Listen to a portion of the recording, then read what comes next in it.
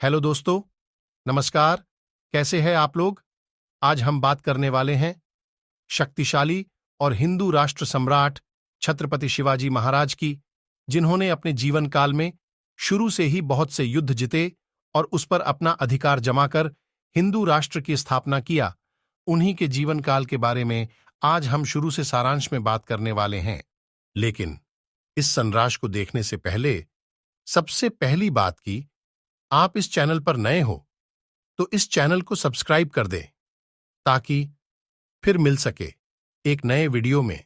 सन 17वीं शताब्दी में एक संसोधिया वंश में जन्म लिए एक शक्तिशाली योद्धा छत्रपति शिवाजी महाराज, जिनका जन्म 19 फरवरी 1630 में महाराष्ट्र के शिवनेरी के दुर्ग पुणे से उत्तर की तरफ झुन्नर नगर के पास एक कुर्मी क्षत्रिय परिवार में हुआ था, जिनके पिताजी एक शक्तिशाली सीमांत थे जिनका नाम शाहजी भोंसले था।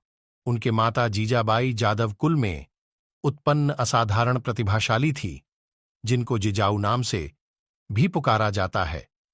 छत्रपति शिवाजी महाराज के बचपन का नाम शिवाजी राजे भोंसले था।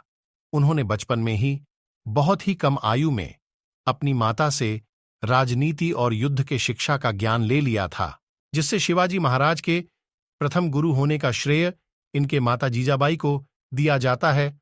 और बाद में अपना आदर्श कूटनीतिज्ञ का सहारा शिवाजी महाराज शुक्राचार्य और कौटिल्य को उचित समझा, जिसके बाद उनका बहुत ही कम 10 वर्ष के आयु में सन 14 मई 1640 में ही विवाह सईबाई निम्बालकर के साथ लाल महल पुणे में कर दिया गया। उसके बाद शिवाजी महाराज ने अपने जीवन में कुछ युद्ध भी हासिल किया और उस पर अपना आधिपत्य जमाया। जैसे कि सबसे पहले शिवाजी महाराज ने 1646 में तोरंड दुर्ग पर अपना अधिकार कर लिया। उसके बाद 1656 में चंद्रराव मोरे से उनके राष्ट्र जावली को भी जीत लिया। सन 10 नवंबर 1659 में अफजल खान का वध किया और उसी समय 1659 में ही बीजापुर पर अपना अधिकार किया। उसके बाद 6 से 10 जनवरी 1664 में सूरत पर धावा बोला और वहां से काफी धन संपत्ति प्राप्त किया। उसके बाद शिवाजी महाराज ने सन 1665 में औरंगजेब के साथ पुरंदर संधि पर हस्ताक्षर किया। उसके बाद सन 1665 के पुरंदर संधि के बाद सन 1668 में छत्रपति शिवाजी महाराज ने औरंगजेब के साथ शांति संधि किया।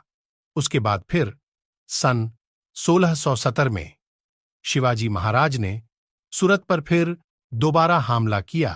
जब छत्रपति शिवाजी महाराज ने सन 1674 में रायगढ़ पर अपना राज्याभिषेक कराना चाहा, तभी उनकी माता जीजाबाई का देहांत 18 जून 1674 में हो गया, जिससे वह अपनी माता के देहांत पर बहुत ही दुखी हुए थे।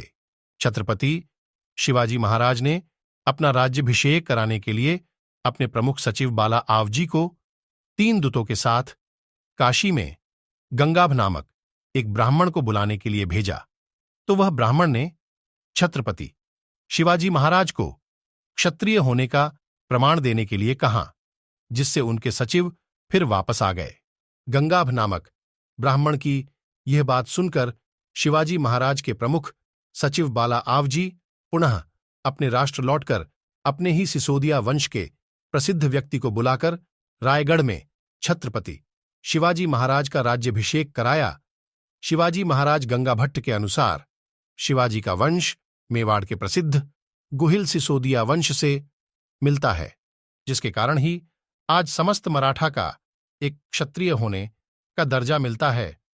उसके बाद जब रायगढ़ में शिवाजी महाराज का राज्याभिषेक हो जाने के बाद उनका ध्यान कर्नाटक के कुछ हिस्सों पर पड़ा, जैसे कि मुंबई के दक्षिण में कोंकण, तुंगभद्रा नदी के पश्चिम में बेलगांव, धारवाड़ के क्षेत्र मैसूर, वेलारी, त्रिचुर तथा जिंजी पर अपना अधिकार किया।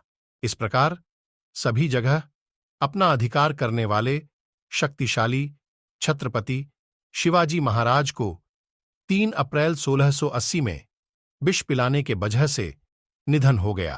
तो जैसे कि आज हम समझे छत्रपति शिवाजी महाराज के जीवन काल के बारे में और उनके जीवनी के बारे में।